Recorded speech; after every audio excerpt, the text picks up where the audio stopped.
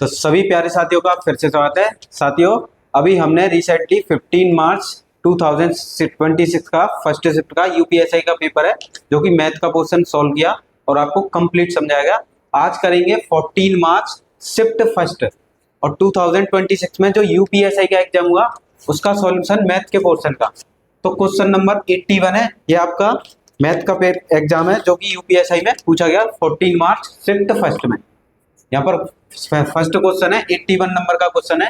यदि 15,000 यानी 15,000 को 6% प्रति वर्ष साधारण ब्याज पर उधार दिया जाता है। 15,000 रुपए को उधार दिया गया 6% ब्याज पर साधारण वर्ष पर। यदि 3 वर्षों के बाद कुल राशि 3 वर्षों के बाद कुल राशि कितनी हो जाएगी? 17,700 रुपए। यानी कि आपका मूलधन कितना दिया है? यहाँ पर क्वेश्चन में मूलधन दे रखा है 15,000 रुपए और यहाँ पर मूलधन को बोला जाता है प्रिंसिपल और कुल राशि को बोला जाता है अमाउंट यानी मिश्र धन आपको दे रखा है 17,700 रुपए। फिर बोला है अर्जित ब्याज की गणना कीजिए। तो ब्याज कितनी हुई? तो देखो मिश्र धन इक्वल टू होता है मूलधन प्लस ब्याज, ये होती है ब्याज। तो ये कितना हो गया? 17,700 रुपए और मूलधन हो गया 15,000 रुपए। ब्याज आपको निकालनी है 15,000 रुपए को इधर ले आएंगे, 17,700 में से माइनस कर देंगे 15,000 रुपए। तो यहाँ पर कितना बचेगा? 2,700 रुपए। यानी ब्याज कितनी मिल गई? 2,700 रुपए। तो बहुत ही इजी क्वेश्चन पूछा गया, कुछ नहीं करना था इस क्वेश्चन में। सिंपल क्या करना था आपको? मूलधन दे रखा था और कुल राशि यानी मिश्र धन दे रखा था अमाउंट। तो अमाउंट में से प्रिंसिपल को माइनस कर देंगे तो क्या आ जाएगी? इंटरेस्ट आ जाएगी यानी ब्याज। कुछ नहीं करना था, सिंपल। ये बहुत ही इजी पेपर, मैथ का पोर्शन बहुत ही इजी पूछा गया। नेक्स्ट क्वेश्चन है question number 82। 0.2 multiply 0.2 multiply 0.3 multiply 0.4 multiply 0.5 divide में 0.2 और 0.4 का मान बताएं। देखो 0.2 से सिंपल 0.2 कैंसिल हो गया, 0.4 से 0.4 कैंसिल होगा। अब क्या यहाँ पर 0.2 रह गया, 0.3 रह गया और 0.5 रह गया। अब इनका बस मल्टीप्लाई करना है। देखिए 2 3 जा 6 और 6 का 5 में करेंगे तो कितना आ जाएगा? 6 5 जा 30। अब मल्टीप्लाई में पॉइंट लगाना है। तो देखिए पॉइंट कितने डिजिट बाद है, नंबर बाद है 1 2 3, यानी कि 3 नंबर्स बाद पॉइंट लगा देंगे। तो 1 2 2 नंबर्स हैं, एक नहीं है तो 0 लगा देंगे और यहाँ पर पॉइंट लगा देंगे। तो इसका आंसर आ जाएगा 0.03। ये हो गया इसका आंसर। ये आपके यूपीएसआई में ही पूछा गया है 14 मार्च 2026 शिफ्ट फर्स्ट में। तो ये शिफ्ट फर्स्ट का पेपर है, कुछ नहीं है, बहुत ही इजी पेपर पूछा गया।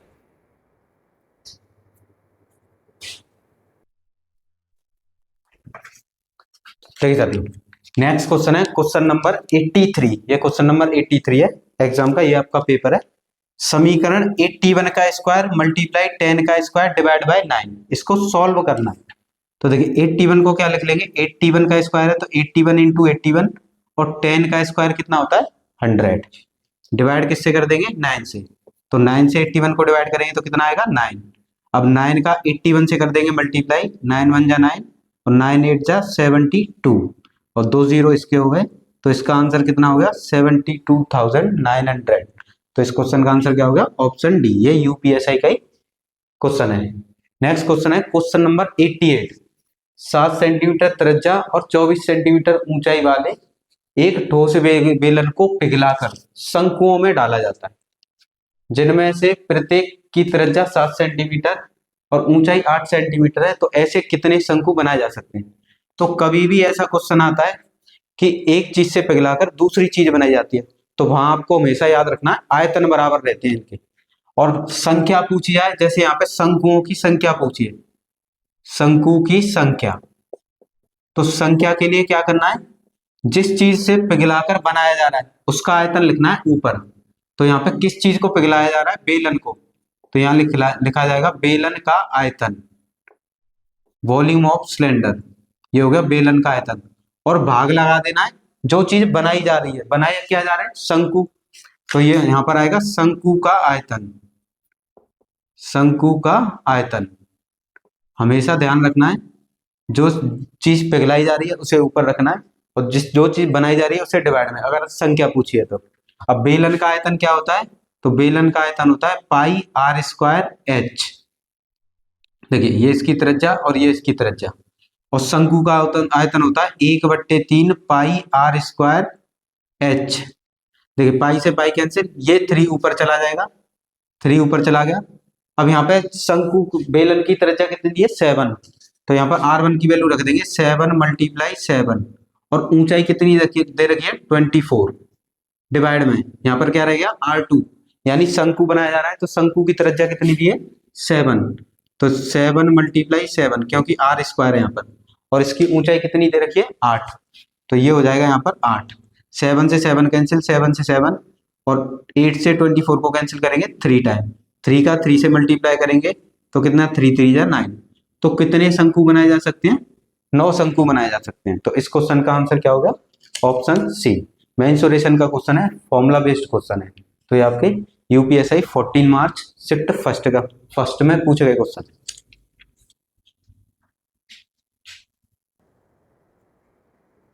देखिए साथियों नेक्स्ट क्वेश्चन नंबर 89 है। एक फैक्ट्री हर महीने 10,110 बल्ब बनाती है, यदि 20% बल्ब खराब है तो कितने बल्ब खराब है। तो सिंपल क्वेश्चन है। देखिए एक फैक्ट्री कितने बल्ब बना रही है 10,110 बल्ब। अब 20% खराब है तो इसका निकाल देंगे 20%। देखिए 1 0 से 1 0 कैंसिल, 1 0 से 1 0 कैंसिल। अब यहाँ पर रहेगा 1011 मल्टीप्लाई 2 का मल्टीप्लाई करेंगे तो आ जाएगा 2022। तो क्वेश्चन में पूछा था कितने बल्ब खराब है, तो कितने बल्ब खराब है 2022, ऑप्शन डी इसका करेक्ट आंसर।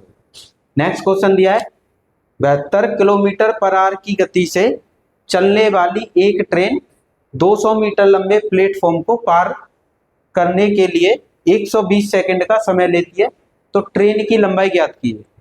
देखिए ट्रेन का कभी भी क्वेश्चन आता है तो सिंपल यहाँ पे फॉर्मूला यूज करना है, चाल बराबर क्या होता है दूरी बट्टे समय, ये फॉर्मूला यूज करना है। अब यहाँ पर चाल देखिए 72 किलोमीटर की गति से चलने वाली ट्रेन, तो ट्रेन की चाल कितनी दी है 72। अब ये किसमें किलोमीटर पर आवर में, और टाइम किसमें सेकंड में, और दूरी किसमें मीटर में। तो इस किलोमीटर पर आवर को मीटर पर सेकंड में कर लेंगे, तो मीटर पर सेकंड में इसे करने के लिए डायरेक्ट किसका मल्टीप्लाई कर लेंगे 5/18 का, तो ये हो गई ट्रेन की चाल। तो कभी भी ऐसे क्वेश्चन आता है एक ट्रेन दूसरी ट्रेन को पार कर रही है, एक ट्रेन प्लेटफॉर्म को पार कर रही है, एक ट्रेन पोल को पार कर रही है, तो उसमें फॉर्मूला लगाते हैं ट्रेन की स्पीड, प्लेटफॉर्म पोल कुछ भी दिया हो उसकी स्पीड, ट्रेन की लेंथ, प्लेटफॉर्म की लेंथ, और डिवाइड बाय टाइम। अब देखिए ट्रेन की स्पीड थी 72 किलोमीटर पर आवर, तो 72 किलोमीटर पर आवर है, इसे मीटर पर सेकंड में कर लिया। किलोमीटर पर आवर को मीटर पर सेकंड में करना हो तो जो भी नंबर दिया उसमें 5/18 का मल्टीप्लाई कर दो। अब ये प्लस प्लेटफॉर्म है, अब प्लेटफॉर्म में तो कोई स्पीड होती नहीं, तो प्लेटफॉर्म की स्पीड हो गई 0। अब यहाँ पे लेंथ, ये पहली L1 ट्रेन की लेंथ है जो कि दे रखी है कितनी 200, प्लेटफॉर्म की लेंथ मान लिया L2, और डिवाइड में टाइम कितना हो गया 120। देखिए 18 से 72 को कैंसिल करेंगे 4 टाइम, 5 का 4 से मल्टीप्लाई करेंगे कितना हो जाएगा 20, ये हो गया 20 मीटर पर सेकेंड। यहाँ हो गया 200 प्लस L2 डिवाइड में 120 का इधर मल्टीप्लाई कर देंगे तो हो जाएगा 240 इजिकल टू 200 प्लस L2, 200 को इधर ले आएंगे तो 240 माइनस 200 इजिकल टू, देखिए 120 का मल्टीप्लाई करेंगे 20 से, तो 20 का मल्टीप्लाई करने पे आएगा 2400, और 200 को इधर ले आएंगे तो ये हो जाएगा माइनस का L2, तो L2 की वैल्यू कितनी आ जाएगी 200। देखिए 2400 में से 200 माइनस करेंगे तो 2200 आ जाएगा, और ये आ गई किसकी लेंथ प्लेटफॉर्म की लेंथ। तो इसका आंसर क्या होगा ऑप्शन ए। तो ट्रेन का कभी भी क्वेश्चन आता है उसके लिए सिंपल फॉर्मूला यूज करते हैं, चाल बराबर दूरी बट्टे समय। दो चाल रखते हैं, जैसे कि 2 ट्रेन है, एक ट्रेन हो गया एक प्लेटफॉर्म हो गया, तो ट्रेन की चाल दी थी 72 किलोमीटर पर आवर, उसे मीटर पर सेकंड में कर लिया तो इसमें मल्टीप्लाई कर दिया 5/18 का, प्लस प्लेटफॉर्म में कोई चाल नहीं होती है तो 0 मानना है अपनी तरफ से हमेशा, पोल में भी कोई चाल नहीं होती है, इलेक्ट्रिक पोल जो होती है, ब्रिज में भी कोई चाल नहीं होती है, इक्वल टू दोनों की लेंथ, ये हो गई ट्रेन की लेंथ, ये प्लेटफॉर्म की, तो इक्वल टू टाइम डिवाइड में टाइम कितना है 120। तो यहाँ पर इधर सॉल्व करके लेंथ कितनी आई 2200, तो ट्रेन की लेंथ कितनी हो गई 2200।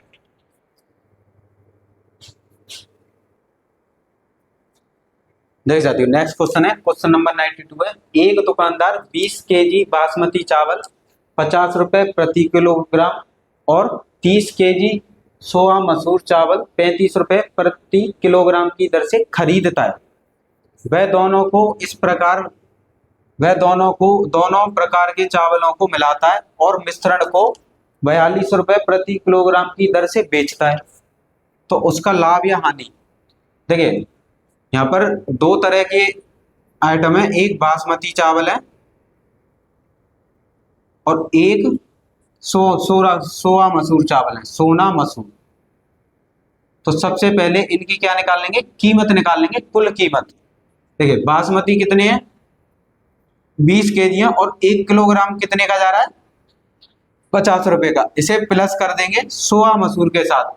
सोया मसूर कितने हैं 30 केजी है, 30 केजी मल्टीप्लाई 1 केजी के रुपए कितने हैं 35। अब इनका आपस में मल्टीप्लाई करके प्लस करेंगे तो यहां से आ जाएगी कुल कीमत, यानी कुल कितने में खरीद के लाया वो। इनका मल्टीप्लाई करेंगे तो 5 2 या 10 यानी 1000, इसका मल्टीप्लाई करेंगे तो 15 और ये, तो इन्हें प्लस करने पर आएगा 2050, यानी दोनों आइटम को कितने में खरीद के लाया 2050 रुपए। फिर बोला गया है वह दोनों प्रकार के चावलों को मिश्रण कर देता है, तो यहाँ पे निकालेंगे मिश्रण की कीमत। अब तो मिश्रण क्या देखिए, एक चावल कितने हैं 20 केजी है और एक चावल 30 केजी है, तो टोटल केजी कितने हो गए 50 केजी।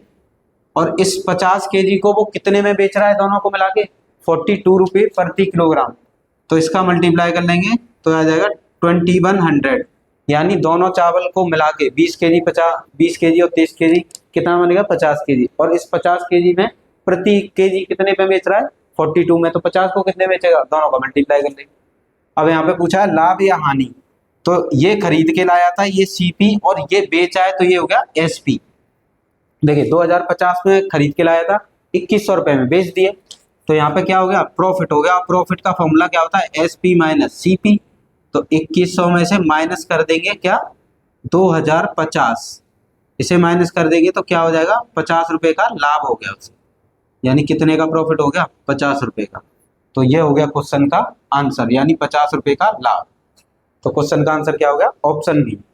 तो बहुत ही इजी क्वेश्चन है, कोई ज्यादा टफ नहीं है, सिर्फ थोड़ी सी कैलकुलेशन है, सिंपल करना है। 20 केजी थे, 1 केजी 50 रुपए के थे, दोनों का मल्टीप्लाई किया कितने बन गए 1000 रुपए। फिर 30 केजी सोया चावल थे 35 रुपए प्रति केजी, दोनों का मल्टीप्लाई किया कितना 1050, दोनों को प्लस किया यानी सीपी कितना हो गया 2050। फिर इन्हें मिक्स यानी 20 केजी 30 केजी को मिक्स किया तो कितना बन गया 50 केजी, और 1 केजी को मिश्रण में कितने बेच रहा है 42 रुपए में, इनका मल्टीप्लाई किया यानी इसका एसपी कितना हो गया 2100। तो 2100 में से 2050 को माइनस कर दिया तो कितने का लाभ हो गया 50 रुपए का लाभ हो गया उससे।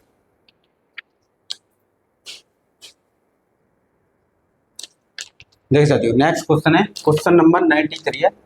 दो रस्सियां अलग अलग लंबाई की हैं, उनकी लंबाइयों का HCF 2 सेंटीमीटर है और उनका गुणनफल 1848 वर्ग सेंटीमीटर है। उनके एलसीएम और एचसीएफ का अनुपात होता। तो यहाँ पर एक फॉर्मूला यूज करना है सिंपल सा आपको, LCM into HCF equal to दो संख्याओं का गुणनफल, दो संख्याओं का गुणनफल, ये फॉर्मूला होता है। अब यहाँ पे आपको एलसीएम नहीं पता है तो एलसीएम निकालना है यहाँ पर, और HCF पता है, HCF कितना है 2, और दो संख्याओं का गुणनफल कितना है 1848। 2 से इसमें डिवाइड कर देंगे, 2 से डिवाइड करने पे एलसीएम कितना आएगा 2 9 जा 18, 2 2 जा 4 और 2 4 जा 8, ये आ गया इनका एलसीएम। क्वेश्चन में ये पूछा है कि एलसीएम और HCF इनका अनुपात क्या होगा, तो एलसीएम कितना आया 924 और HCF क्वेश्चन में दिया था कितना 2। अब देखिए दोनों को 2 से कैंसिल कर देंगे, 2 से इसे कैंसिल करेंगे तो ये 4 6 और 2 और ये 2 बन जा 2। तो क्या आंसर हो गया इसका ऑप्शन ए, ऑप्शन ए होगा इसका करेक्ट आंसर। नेक्स्ट क्वेश्चन है 7 घंटियां एक साथ बजना शुरू होती है, वे क्रम से 3, 5, 7, 9, 12, 15 और 18 सेकंड के अंतराल पर बजती है। 42 मिनट में सभी घंटियां एक साथ कितनी बार बजेंगी, यानी 42 मिनट में सभी घंटियां एक साथ कितनी बार बजेगी। तो घंटियों का कभी भी क्वेश्चन आता है तो जो आपको अंतराल दिया हो, इस अंतराल में बज रही है या इस अंतराल में, उस अंतराल का आपको लेना है एलसीएम। घंटियों के केस में हमेशा लेना है एलसीएम, इनका लेंगे एलसीएम और इनका एलसीएम आएगा 1260। अगर इनका एलसीएम करते हैं तो कितना आ जाएगा 1260। अब जो एलसीएम आया है ये किस में आया, सेकंड में, इतने सेकंड।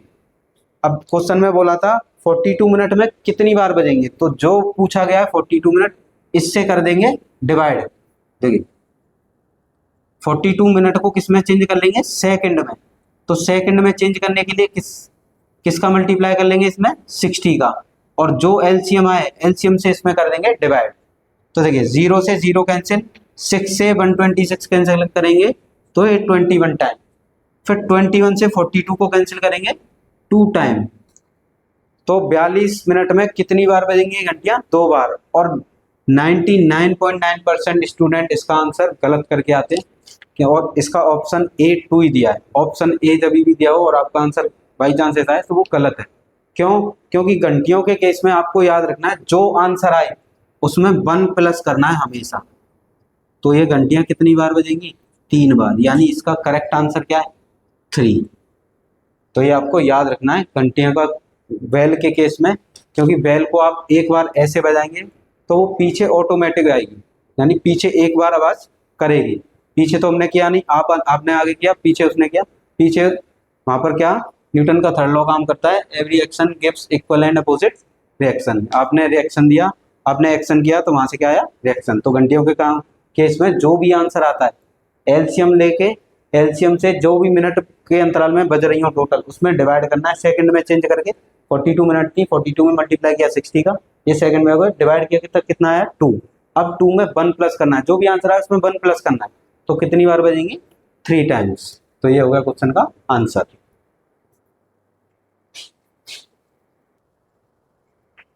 देखिए साथियों नेक्स्ट क्वेश्चन है क्वेश्चन नंबर 95 है।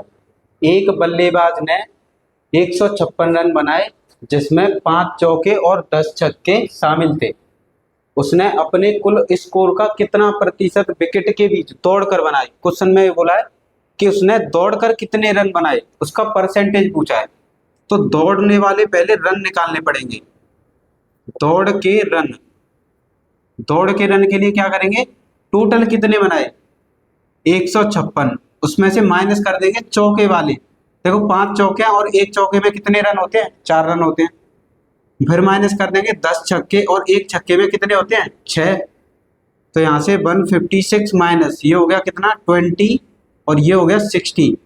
तो यहाँ से 156 में से 80 माइनस करेंगे तो ये आएगा 76, यानी उसने दौड़कर कितने रन बनाए थे 76।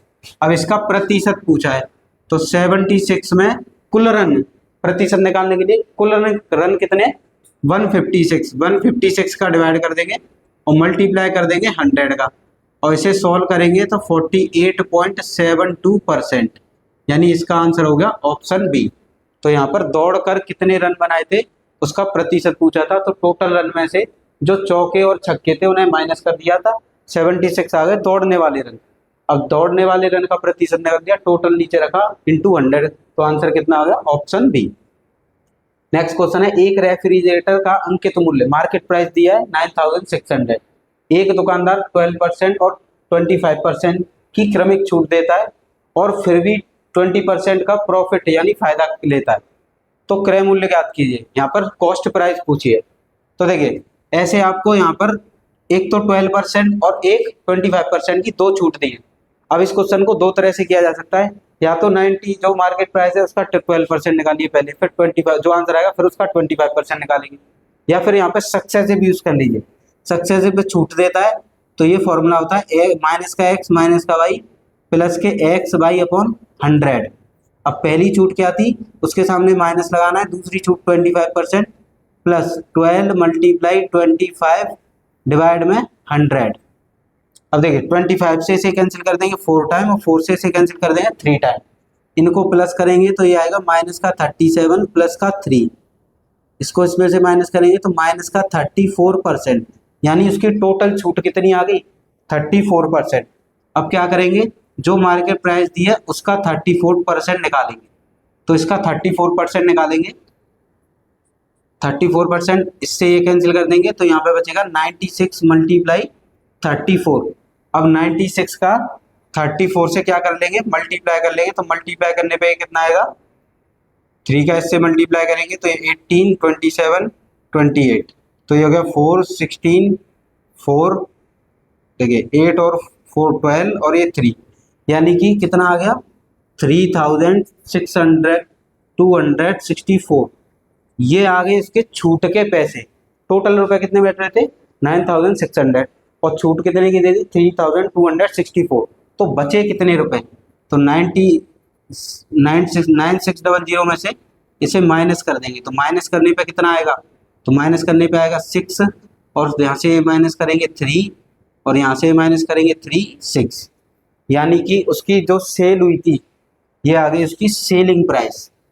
यानी टोटल रुपए कितने में थे 9600, छूट कितने रुपए की दे दी 3264, तो इसमें से माइनस कर दिया, यानी सेल कितने की 6336 की। अब पूछा है उसका क्रय मूल्य, प्रॉफिट दे रखा है, तो प्रॉफिट का फॉर्मूला क्या होता है SP minus CP upon CP into 100। अब ये कितना दिया है 20%, SP कितना हो गया 36 माइनस CP निकालना है, डिवाइड में CP इंटू 100।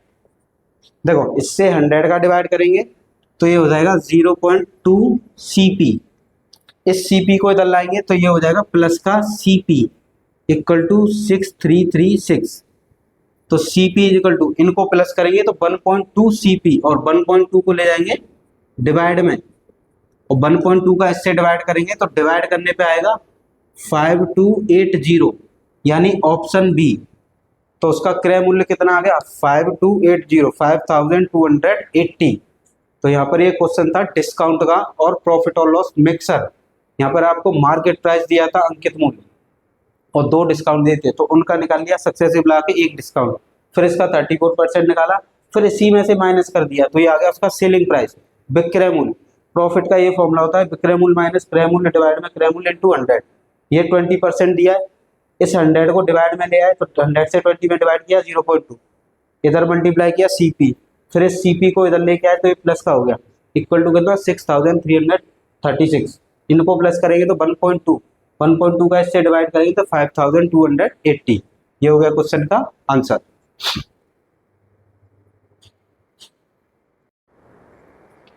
देखिए साथियों नेक्स्ट क्वेश्चन दिया है A और B क्रमशः 24,000 और 16,000 का निवेश करके एक व्यवसाय शुरू करते हैं।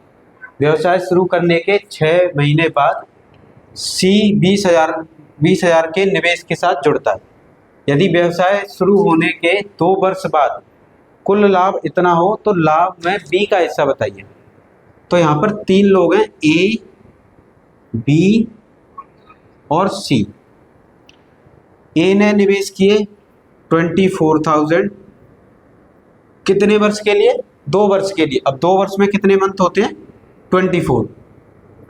अब B ने निवेश किए 16,000 कितने मंथ के लिए 2 मंथ के लिए, और 2 मंथ में कितने 2 ईयर के लिए, और 2 ईयर में कितने मंथ होते हैं 24। और C ने निवेश किए, देखिए C ने कितने निवेश किए 20,000, पर यहाँ C कितने मंथ बाद ऐड हुआ 6 महीने बाद। देखिए 2 साल में कितने मंथ होते हैं 24, इसमें से 6 माइनस कर देंगे, यानी कि C ने कितने मंथ काम किया 16 मंथ।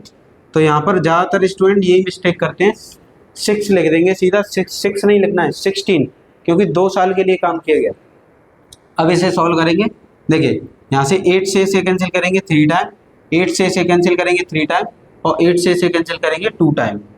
यहाँ से 3 0 कैंसिल हो जाएंगे, ये 3 0 कैंसिल हो गए, 3 0 कैंसिल हो गए। देखिए अब ये 24 है, ये 16 है, ये 20 है, इसे 4 से कैंसिल करेंगे 6 टाइम, और इसे 4 से कैंसिल करेंगे 16 को 4 टाइम, और 20 को कैंसिल करेंगे 5 टाइम। अब यहाँ से देखिए 2 से ये 3 टाइम, 2 से ये 2 टाइम और 2 से ये 2 कैंसिल हो गया। यहाँ पर कितना बचेगा, 3 3 जा 9, 2 3 जा 6 और यहाँ पर बच गया 5। ये आ गया इनके निवेश का अनुपात, यानी कि इनके लाभ का अनुपात, कितना लाभ हुआ। अब 2 वर्ष के बाद में कुल लाभ रुपए में कितना हुआ, 55,000। तो इन सभी को प्लस कर लेंगे, तो प्लस करने पे कितने यूनिट का लाभ बनेगा, देखिए इनको प्लस करेंगे तो 21 का लाभ हो गया, 21 यूनिट का, और जिसकी वैल्यू रुपए के इक्वल दी है 55,000। यहाँ पे बी का हिस्सा पूछा है, बी का हिस्सा है कितना, 6। तो इसमें क्या करेंगे, जिसकी वैल्यू दी होती है उससे देते हैं डिवाइड, और जिसकी वैल्यू पूछी होती है उससे करते हैं मल्टीप्लाई। तो यहाँ 21 से डिवाइड देंगे और 6 से मल्टीप्लाई करेंगे, तो 21 से देखिए ये हो गया 20 हो गया, इनको प्लस करेंगे तो 20 होगा, तो 20 यूनिट की वैल्यू हो गई 55,000 और 6 से कर देंगे मल्टीप्लाई। 0 से 0 कैंसिल, 2 से ये 3 टाइम कैंसिल, यहाँ पर कितना रह गया 5,500 मल्टीप्लाई 3, इनका मल्टीप्लाई करेंगे 0 0 3 5 जा 15 और ये 16, यानी कि बी को जो रुपए मिलेंगे लाभ का कितना हिस्सा मिलेगा, 16,500 रुपीज़। तो ये 16,500 रुपीज़, देखिए ये ऑप्शन गलत लिख गया, तो 16,500 रुपीज़। तो क्वेश्चन का आंसर क्या होगा, 16,500 रुपीज़। तो ये आपके 14 मार्च 2026 को यूपीएससी का जो एग्जाम हुआ था उसके कुछ क्वेश्चन थे। इसके अगले नेक्स्ट करेंगे नेक्स्ट बार। तो आज यहीं तक फिनिश करते हैं। कोई भी क्वेश्चन अगर आपको समझ में नहीं आया तो आप मुझे कमेंट बॉक्स में बता सकते हैं।